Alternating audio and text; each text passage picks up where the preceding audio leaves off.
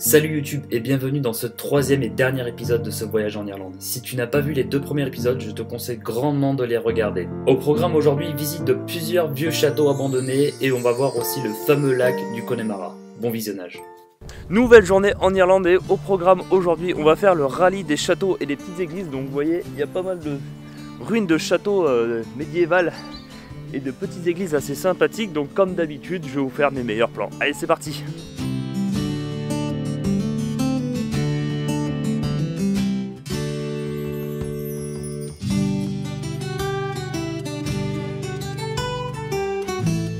Bon, est-ce que pour ce deuxième petit château, on partirait pas sur un petit fail?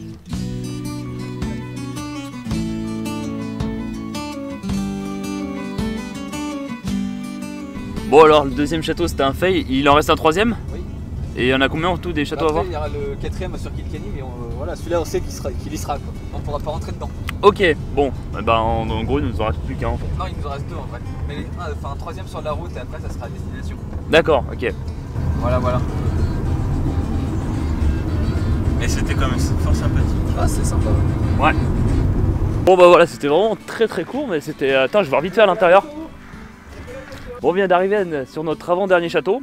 Et par contre, là, il faut qu'on en parle de l'amende. 3000 balles si le chien chie par terre. C'est incroyable. Oh, putain, c'est trop beau. Ah putain, ouais, il est bien... Il est bien quoi. Ah ouais. Avec le ciel et tout ça, il est magnifique. Zéro idée exprimée. En fait, durant ce voyage, j'ai une petite révélation. J'aimerais bien vivre dans un château, putain. Ça me plaît bien. La chauffer, ça doit être légèrement la merde. Ouais, mais ça va, je suis pas trop frileux, ça devrait le faire. C'est surtout la toiture, moi, qui m'inquiète. Le chauffage, c'est accessoire. Ah, et la toiture? Ouais, la toiture, c'est ce qui m'inquiète le plus, ouais.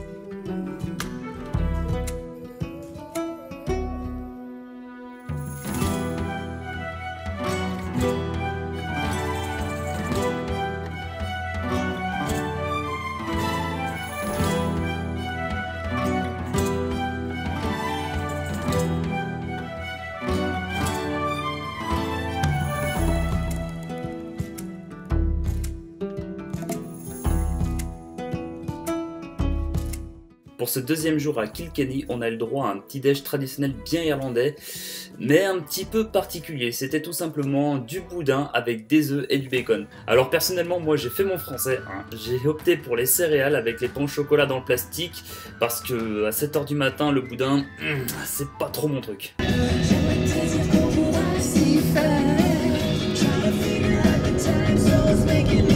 Bon, alors ce voyage part en freestyle total. Là, je sors d'un bar à Cork, donc je suis actuellement tout seul. Les autres sont partis, mais je vous expliquerai un petit peu tout ça plus tard. Donc je me dirige actuellement vers l'hôtel et je vais vous expliquer un petit peu toute cette situation parce que là, ça devient très compliqué et même pour moi. Me voici dans mon hôtel à Cork. Alors, première inspection, la douche. La douche, qu'est-ce que ça donne? Bon, ça a l'air d'être correct. Petite baignoire, le shampoing, le gel douche, serviette. Petit produit de beauté parce qu'il faut se faire tout beau. Forcément, le petit miroir, les bons petits lits et la vue imprenable sur, ça doit être le port, je pense. Donc, je vais en profiter pour être seul pour vous expliquer un petit peu comment se passe ce voyage parce que c'est un bordel. Mais alors, vous pouvez même pas imaginer à quel point. Alors oui, je pense que vous l'aurez compris, cette vidéo c'est un pur bordel. Comme je le disais un petit peu plus tôt dans la vidéo, comme je suis avant tout en voyage avec des potes, j'ai pas l'habitude de vlogger un petit peu comme j'étais tout seul, au pire avec 2 personnes dans le monde. Là on est vraiment à 5 personnes, on profite avant tout, hein, c'est le but d'un voyage, c'est de profiter avant tout. Donc j'ai pas forcément ce réflexe de filmer et de tout argumenter à chaque fois.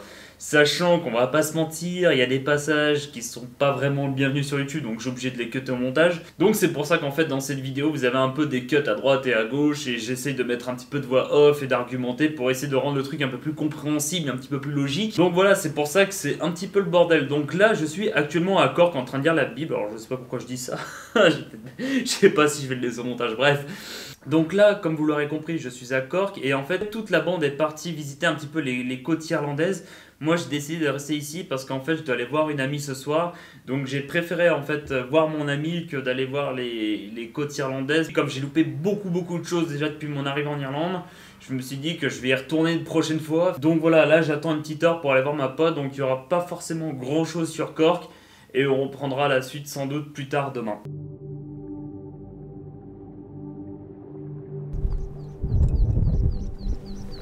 Piou piou piou.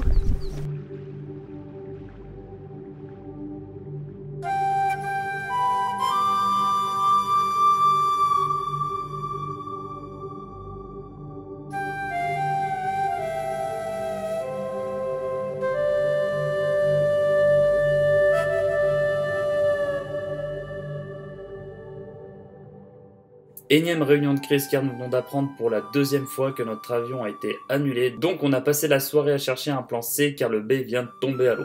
Le lendemain matin, après avoir passé la soirée à chercher un nouveau vol, nous avons pris la route en direction d'un des endroits les plus connus d'Irlande, voire même d'Europe, ou alors qui sait, l'un des endroits les plus connus du monde. Un petit problème. Ah mais on voit grave mieux maintenant. Ah ouais, c'est sûr qu'on voit mieux là. Ah bah là on voit grave mieux. Brûlé au vent des langues autour des lacs, c'est plus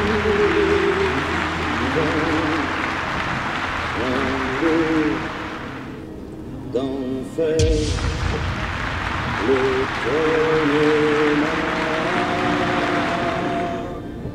Comme vous avez pu voir, suite à ce petit craquage dans la voiture, nous sommes bien arrivés au lac du Connemara, le fameux lac de Michel Sardou. Donc c'est pour ça qu'on écoutait Michel Sardou dans la voiture. Donc là, la suite du programme, comment ça se passe? Donc nous sommes dans le Connemara, donc qui est à l'extrême ouest de l'Irlande. Et là, d'ici la fin de la journée, on doit aller dans l'extrême est à Dublin pour aller rendre la voiture. Sauf que, comme on a loué la voiture en Angleterre, il y a des chances qu'on va se prendre un petit 500 balles, 600 balles de plus parce qu'on ne rentre pas la voiture dans le bon pays. Donc ça, c'est l'ultime visite en Irlande, le lac du Connemara. Et il n'y en a pas. Il est où? Où ça? Ah, c'est là-bas. C'est ça. C'est les lacs du Connemara. Le lac d'Annecy il est plus beau hein. C'est ça, mais je dis rien. Hein. Donc voilà, et donc ça ce sera la dernière petite visite sous la pluie, parce qu'il fallait bien qu'on ait un jour de pluie quand même. Pour faire des plans, ça va être photo vidéo, ça va être compliqué parce que l'appareil photo n'aime toujours pas la pluie, hein, il n'a pas changé depuis Boston, non, Philadelphie.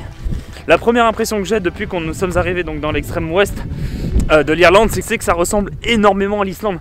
D'un point de vue paysage, toute cette herbe un peu vert jaune, les espèces de petites montagnes avec plein de lacs. Bon, rien que pour ça, je suis bien content parce qu'au niveau paysage, je trouve que la partie ouest de l'Irlande c'est carrément plus joli que la partie est. Ça, après, c'est mon avis. Non, moi c'est mon avis aussi. Voilà, deux avis. Là ça fait beaucoup plus ville. Ouais, Là c'est plus beaucoup terre sauvage, on va dire. Non, mais je veux dire la partie est c'est beaucoup plus ville et la partie ouest beaucoup sauvage. Ouais. Terre inexplorée. Et surtout que la moitié de l'Irlande, tout ce qu'on a fait, c'était plat quasiment. Ouais, Là, il y a du relief, il y a de la flotte. c'est vallonné, c'est joli. Ouais, Enfin un paysage en 3D. exactement.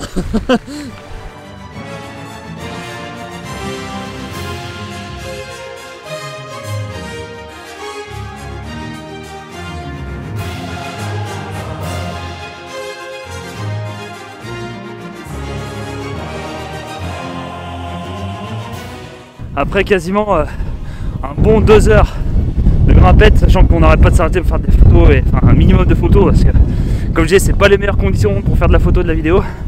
On arrive bientôt au sommet, le sommet qui est là-haut. Bon, en tout cas, franchement, ça se fait. Hein. Un peu froid, mais ça va.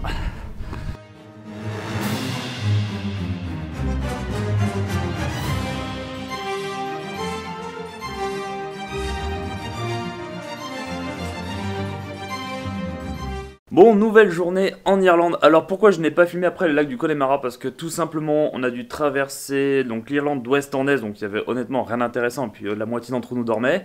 Ensuite on a dû rendre la voiture, alors là il y a eu le petit stress du fait de la rendre dans un pays étranger autre que l'Angleterre, donc le gars a rien dit. On a pas reçu la facture mais le gars n'a rien dit, donc soit c'est gratuit, donc dans ce cas là tant mieux, soit on va se prendre une douille. Voilà, donc c'est pour ça que je n'ai pas filmé parce qu'il y avait vraiment rien d'intéressant à faire. Là on attaque la partie la plus longue du voyage parce qu'on doit lâcher la chambre dans 5 minutes à peu près. On a 6h30 à attendre, après on a un avion pour Paris, et pour Paris après on a 21h à attendre dans le terminal pour ensuite avoir un avion de Paris jusqu'à Lyon. Parce que voilà, on avait fait déjà 2 réservations qui sont tombées à l'eau, donc la première c'était avec EasyJet et la seconde c'était avec Air France.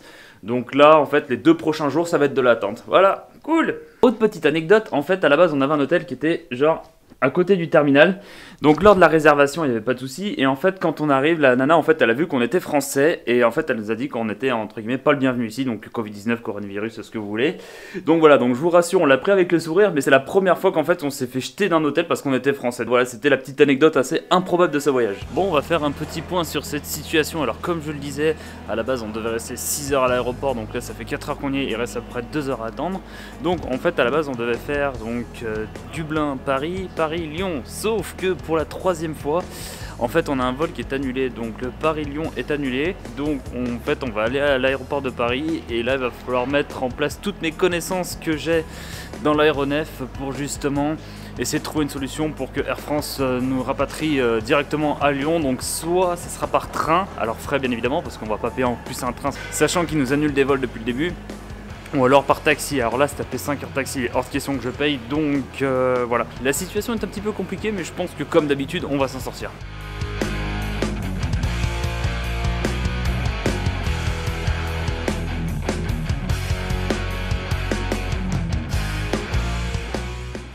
Bon, on va faire un petit point sur la situation. Comment expliquer ? Du coup, apparemment, on a un vol qui vient de se libérer. Le problème, c'est qu'on a 2 heures d'escale, mais comme à la base, on n'avait pas de vol prévu avant le lendemain 21h, nos bagages, en fait, ils vont finir au tapis de déchargement. Donc, ce qu'on va faire, c'est qu'en arrivant à l'aéroport, on va se diviser en 2 équipes. Ceux qui ont des valises, ils vont récupérer les valises pour repasser le pic de sécurité. Et nous, on va rester pour essayer d'embarquer dans le vol qui est 2 heures après notre arrivée. Donc ça aussi, ça va être encore très très spartiate. C'est la guerre en général. Ah ouais, non, mais là, c'est...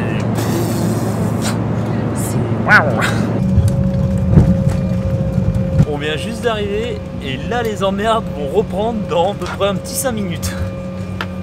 Putain, je t'ai vu toi, espèce de rat. Bah allez voir, ouais. Bon, la bonne nouvelle c'est que la 2e équipe a récupéré le bagage et nous on cherche absolument à savoir si notre vol est annulé ou si il est là, mais voilà, il reste plus que quasiment 1 heure. On doit repasser la sécurité, un gros bordel. Mais bon, et le customer service qui est fermé, excellent. Alors une fois arrivé à Paris, Air France nous annonce qu'ils ont eu un problème avec leur logiciel et donc notre avion pour Lyon a été déprogrammé. Du coup, plan D, direction Europcar, seule compagnie ouverte encore à 22 h et il leur restait qu'une voiture. Bon, l'aventure n'est pas terminée. Après avoir traversé l'Irlande, maintenant on va traverser la France en voiture. Et puis bah du coup, parce qu'en fait finalement notre avion, il y avait 50... L'avion était... Non, parce que des... Putain, j'arrive pas, je suis fatigué. Arrête Flo. Parce qu'on devait prendre un avion à 8 h, mais comme il y avait 50 personnes en stand-by, au final on s'est dit qu'on va pas avoir une chance d'avoir cet avion. Et il y a un avion par jour pour faire Paris-Lyon, donc du coup on a décidé de prendre une voiture. Et la voiture, elle doit être à peu près par là. Elle doit être par là, et j'en connais un qui est tout content. Elle est où la voiture? Voilà. Ah là, il y en a qui est content, hein. Est-ce qu'on va traverser la France en pleine nuit avec une BMW? Avec ou sans amende? Avec mes initiales, s'il vous plaît. Rien que pour ça, je mériterais de la conduire. Check. Et là, c'est reparti. Après avoir traversé l'Irlande, on traverse la France. Comment ça va la vie? Par contre, c'est stylé, ça fait comme Peugeot quand tu mets ton régulateur, ça fait un petit point à l'endroit que tu veux que les kilomètres soient. C'est un petit point vert autour du compteur. Alors je sais pas si on va me voir, genre je pense pas qu'on va me voir, mais en tout cas grosse dédicace au monsieur d'Europcar qui était très gentil avec nous. Et pour la petite anecdote, en fait on est arrivé, mais genre on était les derniers clients parce qu'il y avait des personnes qui voulaient louer juste derrière nous. En fait ils avaient vraiment plus rien. Six c'est pareil, ils avaient plus de voiture, Hertz ils avaient plus de voiture, enfin, c'était même fermé. Donc voilà, on a eu vraiment un gros coup de chat. Non, je peux pas dire ça sur YouTube. On a eu un gros coup de chance. Donc là bah, on est reparti pour 6 heures de route dans la merveilleuse BMW. Et voilà, c'est sur cette traversée de la France avec la fameuse BMW que se termine cette vidéo. J'espère que ce voyage en Irlande t'a plu. En tout cas, moi j'ai déjà hâte de repartir. Si t'as aimé, n'hésite pas à t'abonner, à mettre un petit like pour le soutien. Moi, ça me fait énormément plaisir. Quant à moi, je te dis porte-toi bien et à la prochaine. Salut!